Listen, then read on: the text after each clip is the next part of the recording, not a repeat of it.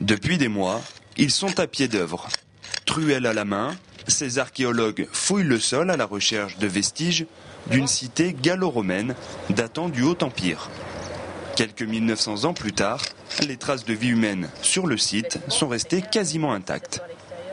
Nous avons ici des fragments de poterie particuliers qui attestent d'activités humaines domestiques. Par exemple, ici, nous avons un fragment de poterie complètement percé.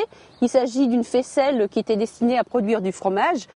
Ici, ce fond de poterie a été récupéré, puis perforé et a servi dans une seconde vie, en quelque sorte, de poids qui était mis à l'extrémité d'un fuseau pour faire du filage de laine de mouton ou du filage de lin. Très fréquemment, la production fromagère, la production de beurre et la production de tissus, c'est l'affaire des femmes.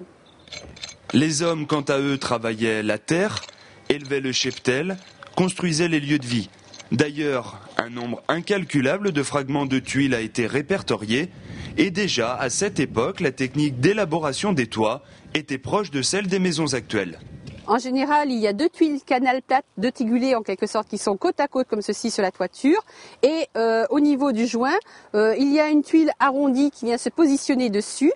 J'en ai un fragment qui se trouve ici et qui permettait d'étanchéifier l'ensemble. Et avec 80 kg de tuiles au mètre carré, inutile de préciser que les fondations devaient être solides. Pour l'heure, les fouilles ont révélé 35 000 fragments de poterie et plusieurs lieux de vie, des fouilles qui devraient s'étendre jusqu'à fin juin et qui pourraient bien laisser apparaître de nouveaux indices. Un résidu culinaire, c'est la